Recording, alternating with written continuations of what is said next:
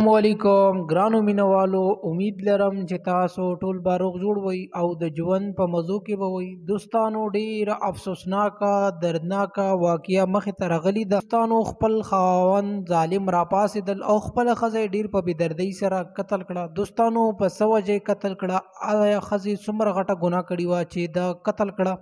دوستانو، مکمل معلومات تر سره په دې ویډیو کې شریکو. او دوستانو، د خاوند خبرې چې خاوند یې کله گرفتار شو، نو آیا میډیا سره یې څه خبرې وکړي چې د ما ښځې څومره غټه ګناه کړې وه، د دې په وجه باندې ما قتل کړه. نو دوستانو، که تاسو د مکمل معلومات نه ځان خبرول غواړئ، نو زموږ ویډیو در سره تر اخره وګورئ چې د مکمل معلومات نه خبر شئ. دوستانو، د آیا د خپله ښځه ولې قتل کړه؟ دوستانو، ویډیو کتو نه مخکې که تاسو زموږ په دې چینل کې نوي وئ، نو زموږ د چینل مخه در سره ضرور سبسکرایب کړئ چې زموږ کومې نوې ویډیوګانې راځي چې هغه تاسو ته په اسانۍ سره در رسي. او دوستانو، د دې سره د ټالۍ نشانه مو وي چې تاسو د تازه معلومات نه زر تر زره خبرېږئ. دوستانو، ډیره افسوسناکه دردناکه واقعه مخې ته راغلې دی. دوستانو، خپل خاوند ظالم راپاسېدل او خپله ښځه ډیر په بېدردۍ سره قتل کړه. دوستانو، دا ویل کېږي چې دا کیسه په دره ادم خیل کې مخې ته راغلې ده چې کوم د کوهاټ سره نږدې دی.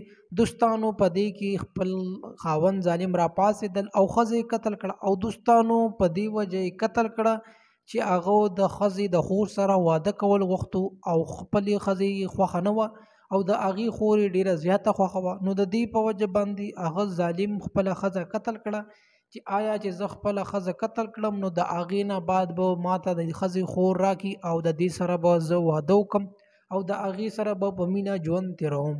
خو دوستانو، د خپلې ښځې پلار پې خبر شو او هغې وروڼه هم پې خبر شو چې آیا د په خپله باندې قتل کړي دی. نو دوستانو، د هغې نه بعد پولیس گرفتار کړو او جیل ته یې واستولو. دوستانو، یقینا چې ډېر غټ ظلم او زیاتی کړی دی. د خپل ښځه او خپل کور یې ځان دپاره برباد کړو، حالانکې د ښځې خور سره واده کول هغه د قسمت خبره ده. دوستانو، امید لرم چې تاسو به زموږ ویډیو ضرور خوښه شوي. ډیره مننه، شکریه. د الله